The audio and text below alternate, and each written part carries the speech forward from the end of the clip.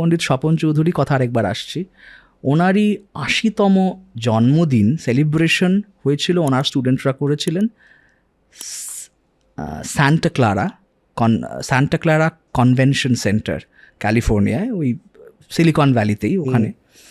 সেখানে 3 দিনের একটি ফেস্টিভ্যাল হয়েছিল, 2023-এ শুরু হয়েছিল সেই ফেস্টিভ্যালটা। সেই প্রথম বছরের ফেস্টিভ্যালটাতেই আমার সৌভাগ্য হয়েছিল, বাবা, আমি এবং পণ্ডিত তন্ময় বোস, তন্ময় কাকু, আমরা 3জন একসঙ্গে পারফর্ম করেছিলাম একটি দিন।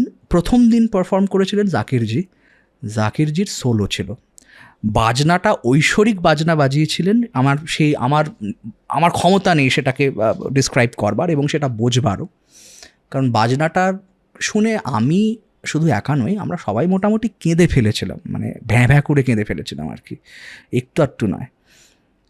উনি বাজনাটা ওরকম 2 ঘন্টার মতো বাজিয়েছিলেন। বাজিয়ে definitely when Ustad Zakir Hussain is somewhere, he is mobbed, pretty much mobbed. একদম। এবার একটা ছোট প্যাসেজওয়ে ছিল from the stage to the green room exit, যেখানে গাড়িটা পার্কড রয়েছে। ওই এক্সিটটা অবধি যেতে জাকিরজির মোটামুটি 0.5 ঘন্টা কি 45 মিনিট লেগেছিল।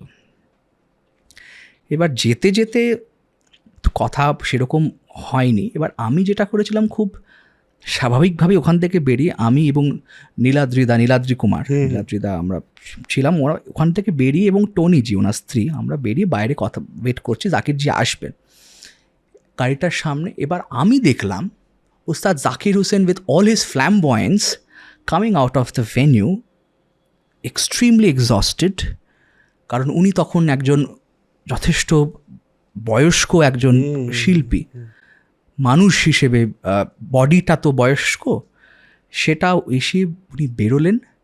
বেরিয়ে খুব মিষ্টি করে পকেট থেকে নিজের গাড়ির চাবিটা বার করলেন,